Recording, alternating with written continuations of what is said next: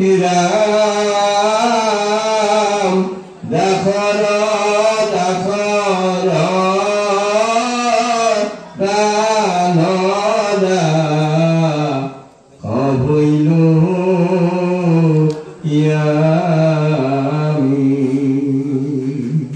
কৃষ্ণ বারবার শুদ্ধ মনে আশীর্বাদ করা যাও। বলে নমো নমো নারায়ণ প্রসন্ন হইক হরি করিওক মায়াক নির্যান আপনার মহিমাক আপনি ব্যাকত করে জীবক করিও পরিত্রাণ রাম জীবক করিও পরিত্রাণ। বলে কৃপার সাগর দৈবকী নন্দন পুরীয় মনোরকাম ভকতর সঙ্গ সদান কুচুক মুখে তুবা গুণ নাম রাম মুখে তুবা গুণ নাম।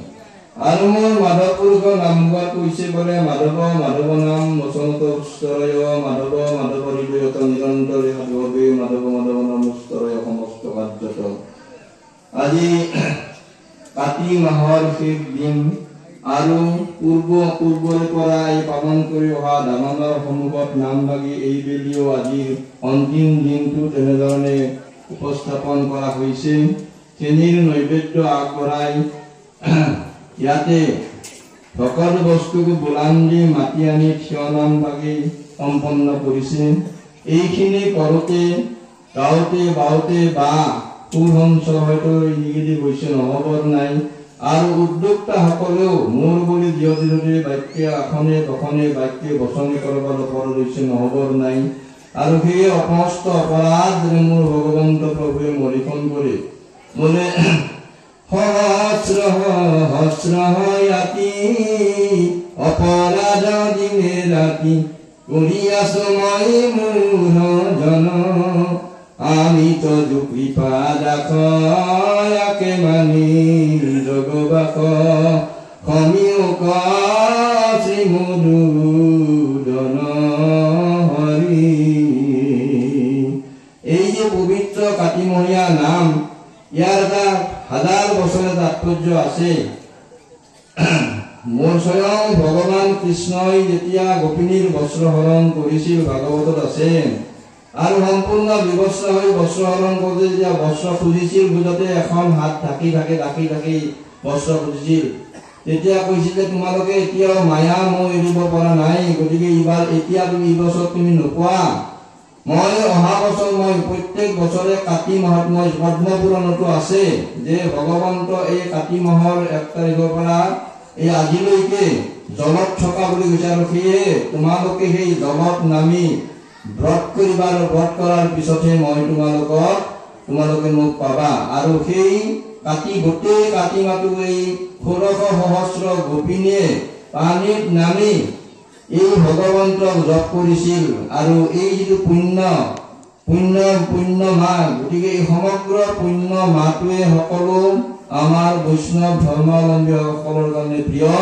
আৰু সেয়ে আজি বৰপেটা বৃন্দাবনৰ দৰে বৰপেটাটো আজি হাতীয়ে চুকে কোণে নাম ভাগি পতা হৈছে। আৰু শেষৰ দিনাখন দ্বিতীয় বৈকুণ্ঠপুৰী বৰপেটা সত্ৰৰ দালানৰ সন্মুখত এনেদৰে নাম ভাগি উদযাপন কৰা হৈছে। আৰু এই নাম ভাগিৰ জৰিয়তে সকলোৱে কুশল কামনা কৰিছে। ব্ৰজধামৰ গোপিনীসকলে যেনেধৰণে কৃষ্ণক এনেকৈ আৰাধনা কৰি কৃষ্ণক পাবলৈ সক্ষম হৈছিল, আমিও এই বৰপেটা বাসীয়ে এই নাম ভাগিৰ জৰিয়তে ভগৱন্তক পাবলৈ সক্ষম তাকে কামনা কৰা হৈছে। আৰু তাৰা মনৰ যে কামনা সেই কামনা অৰ্থাৎ সমগ্ৰ বৰপেটা বাসীৰ যদি কুশল হয় আৰু অপায় অমংগল দূৰীভূত হয়। আজি কয় সদা সৰ্বদা হৰিনাম মুখতে আনন্দত থাকে তাকো কামনা কৰা হৈছে। আৰু ভগৱন্ত প্ৰভুৱে যদি সকলোৰে কুশল কৰে সকলোৰে মংগল সাধন কৰে তাকো কামনা কৰা হৈছে। মোৰ ভগৱন্ত প্ৰভুৱে সদায় হৈ এই নামটো দিয়া ভগৱন্তৰ এই নাম ভাগিৰ মাজতে আছে, সাক্ষাৎ আছে। আৰু সেইকাৰণে আমাৰ মোৰ মাধৱ পুৰুষে নামঘৰ কিছু বোলে একান্ত ভকত হবে নিৰ্গুণ কৃষ্ণৰ গুণ গাৱে সদা বুকি আদত বৈকুণ্ঠ কপুৰী হৰি যোগীৰ হৃদয় হৰি থাকা হৰি সাক্ষাৎ তথাপি সেই কথা নাৰদীয় পুৰাণৰ কথা।